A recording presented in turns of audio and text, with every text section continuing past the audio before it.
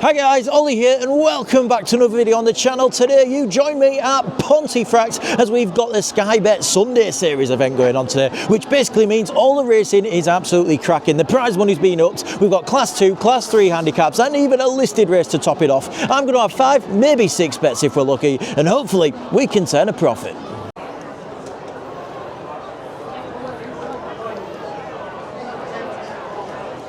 Betting race number 1 then, ladies and gentlemen, and we've got a class 3 0 to 95 8 furlong fillies handicap to get our teeth stuck into. My pick for this one, it's going to be Seagrass maybe, I'm not too sure how you pronounce it, for Charlie Johnson and Cal Shepherd.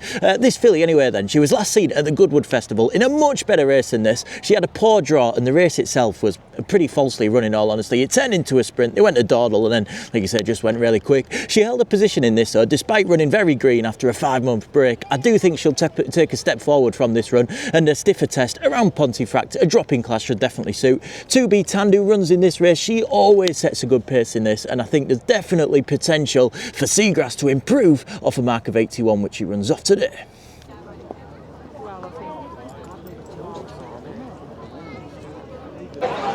Hey mate, just get 20 on the 2 please. 20 on 2 sir. Thank you very much. Perfect. Cheers. Thank you. Loading is underway then for bet number 1, and the more I see this horse, the less I'm fancying him. He's a very big unit and he's a bit babyish, a bit immature. I thought it was green this last time, but I think he's just a bit immature and he might be hard for Cal Shepherd to get a handle on. As you'll see anyway, I've had £20 on at 9 to 2. He has shortened up a little bit. I can see 7 to 2 with the nearest bookmaker stood to me. Hopefully though, we have a bit of luck in the first race.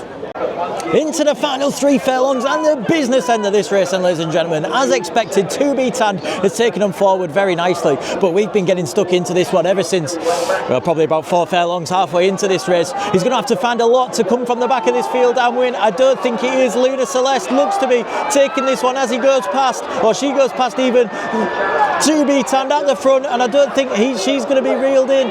Luna Celeste is going to get off. It's going to be 2 favourites in a row. Pontefract to land with the first 2. We're dead last. He's a bit babyish, that horse. I really wasn't keen on him after I saw him in the ring, but I'd already sided with him.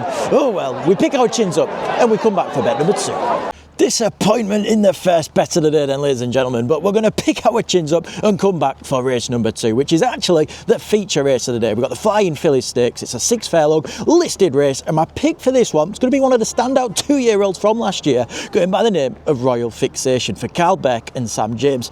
Like I said, this filly, she's really struggled this season and not really looked like she's trained on, and Carl Beck's been quite open in the press about that as well. However, last time out at York, when fitted first time with the cheek pieces and the tongue tie, she looked to bounce back a little bit and show a little bit of a previous ability. She did break away slowly that day, and that would be a little bit of concern here today at Pontefract, because she's drawn in 3 and she could get boxed in if she does that again. But if she's anywhere near back to what she showed last year, she should be way too good for these.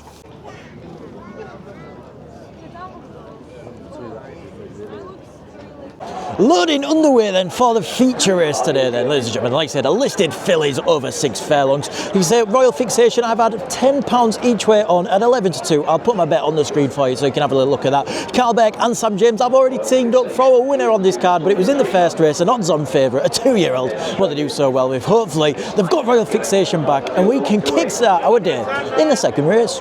Swinging into the bend then, it'll be about 2.5 furlongs to go, and my worst, well, the nightmare came true. She fell out the stalls, which is not what we want, and we're stuck on that rail. I'm not sure we're going to find a gap at all. She doesn't look to be travelling too well as well. She's just taken a bump. That's going to end her chances, I think. Looks like Rebecca Menzies is steaming from her front. The favourite is coming in the Jabber Abdullah's colours, that big grey horse, and is it going to be 3 favourites in a row? Pontefract to kick the day off. It is American something or other. I can't remember the exact name of it, but it's absolutely flown home. We're going to come around 5th or 6th in the end. Not the worst performance, but it's not good for my bank account. That's going to give us 2 losers out of 2 bets. Well, that's 2 bets in, 2 losses and £40 down as we move into race number 3, which is a class 3 0 to 95 10 furlong handicap, and my pick for this one is going to be Shoof Baid for Charlie Johnson and Cal Shepherd, another one in the Jabber Abdullah colours. This lightly raced See the Stars colt then impressed on debut to turn over a 1 to 3 forever, and he left the pair left the third in the dust that day. He then ran in a win and you're in St Ledger race, which was quite a hot contest. He carried a £6 penalty and I don't think he quite stepped stepped up to the 12 furlongs on that day here. Coming back down to 10 furlongs should definitely suit. I think Haggis's favourite, High Degree, will be very hard to beat, but we do get a £7 weight allowance on Shoof Baid, so hopefully that swings things in his favour. He's drawn in 2. If we can get an easy lead as well, I think it'd be very hard to reel in as he swing the bend.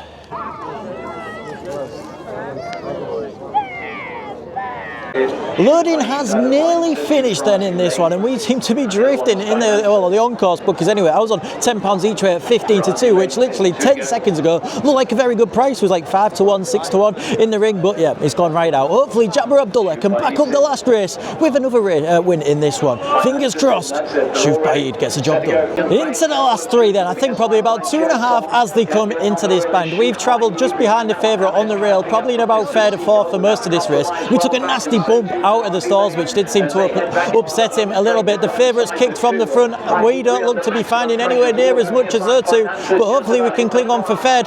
Come on, Cal, keep this one going. They're locking horns, but they're definitely slowing down. Reel him in, Shoof. Go on, Baid.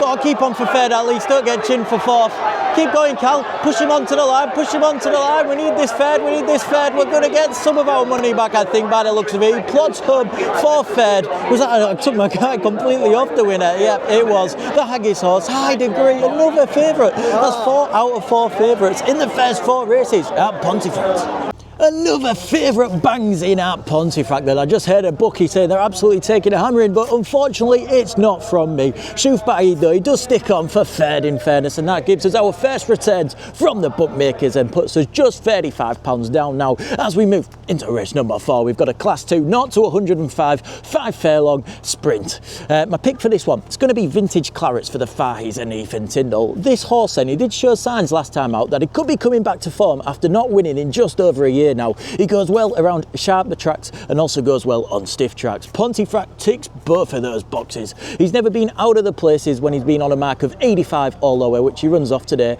and Ethan Tyndall claims £5 off his back as well. I think he's definitely backable at this price. Last time Ethan Tyndall rode him as well, they were second at the Epsom Dash. I do have a concern though that he is drawn widest of them all, which is never good in these sprints at Pontefract, but hopefully he can overcome that with a big run.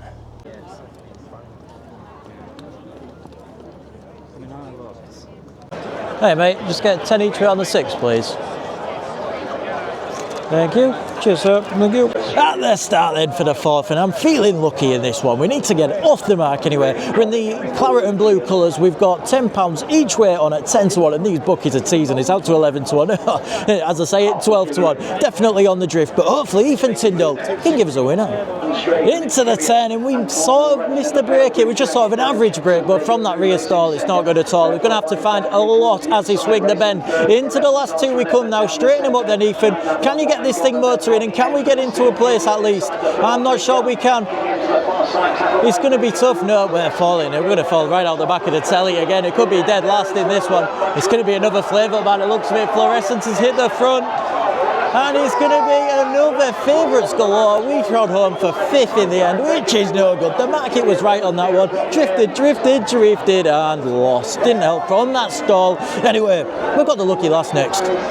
There's been 5 races at Pontefract today. I've bet on 4 of them and 5 favourites have all gone in. And you know what's going to happen in the lucky last. As soon as I side with a favourite, it's going to get beat. Anyway, that's what we're doing. We've got a class 3, 0 to 90, 17 furlong handicap. And my pick is going to be Campoina, maybe, something like that, for Sir Mark Prescott and Luke Morris. This filly then, she's relished a step up in trip from her novice career and comes into this race off a hat-trick in true Prescott fashion. Sir Mark as well, he also trained the half-brother of this filly and he went on to win 6 in a row, so hopefully, like I said, this one can make it 4 in a row here. She's the only 3-year-old in this race and gets a whopping £11 weight for age allowance for that. Hopefully this will help her around this gruelling 17 furlong trip.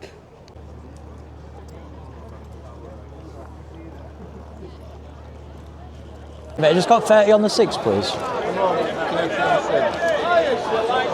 They are off in the lucky last thing, guys. We've got 17 furlongs to go, so I can go and get a cup of tea while this one's running. We've had £30 on at 15 to 8. I think she went off a little bit short, so maybe 6 to 4, something like that. Hopefully, though, Luke Morris in the green and white colours can get us a winner in the last. Kieran Fallon's led most of this race on 60 plus. We've had to be pulled out wide to get a run in. Hopefully, we've not done too much, used too much juice to get a run. Go on, Campiona. Send him, Luke. Send her even. It's a filly, this one, the 3-year-old filly. Oh, who's this? Let's Be Frank coming with a big challenge on the outside. Oh, we're going to get done by this one. I think that's an outsider for Jim Golding. Oh, gee whiz, we're going to get swallowed up here by Let's Be Frank. He's going to go on and win this one, and we're going to come home for second. Oh, what an absolute chuffing disaster of a day that rounds off for just a bit.